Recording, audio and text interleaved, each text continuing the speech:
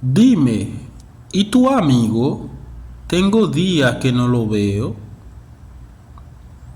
Dime, ¿y tu amigo? Tengo días que no lo veo. Dim, e zanmi ou la? Mwen gen kek jou, mwen pa wel. Dim, e zanmi ou la? Mwen gen kek jou, mwen pa wel. Recuerda que vamos a estar hablando solamente del pasado, ¿verdad? Changer n'a parlé de passé. Par exemple, si nous t'apprenons, n'a mettre verbe ça dans un verbe au passé. Ça veut dire nous pas parler de bail présent seulement, de passé n'a parlé. Él está ahí. Yo lo vi anoche. Él está ahí. Yo lo vi anoche. Lila, moi te wel hier soir. Lila, moi te wel hier soir. Él está ahí. Yo lo vi ayer. Él está ahí. Yo lo vi ayer. Lila, moi te wel ayer. Lila, moi te wel ayer. Él está ahí. Yo lo vi antier. Él está ahí. Yo lo vi antier. Lila, moi te wel avant hier. Lila, moi te wel avant hier. Él había dejado el trabajo.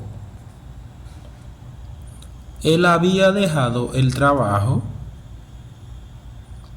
Li te quitté travail là.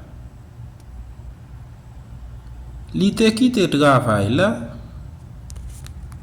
Él estaba buscando otro trabajo.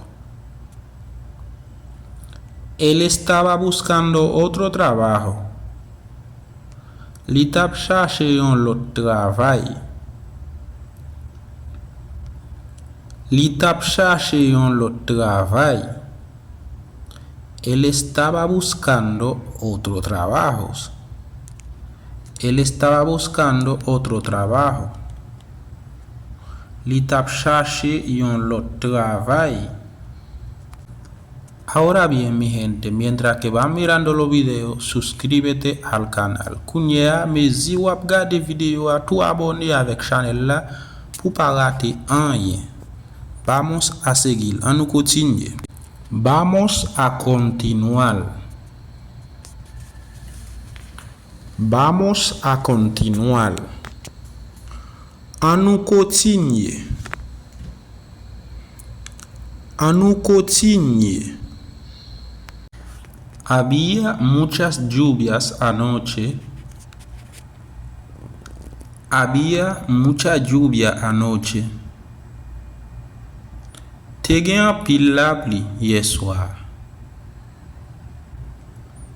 Te gen pile la pluie hier soir. Había mucha lluvia anoche. Te gen pile la pluie hier soir. Después de la lluvia salió el sol. Después de la lluvia salió el sol.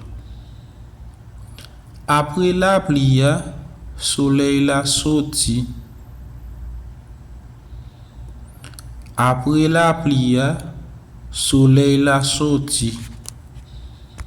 Aproveché el sol, me calenté. Aproveché el sol, me calenté. Moi profité soleil là, moi chauffé. Moi profité soleil là, moi chauffé. Moi profité soleil là, moi chauffé. Aproveché el sol, me calenté. Yo pasé una vergüenza. Yo pasé una vergüenza. Me pasé une honte. Me pasé une honte. Solo Dios lo sabe. Solo Dios lo sabe. C'est le bon Dieu qui connaît. C'est le bon Dieu qui connaît.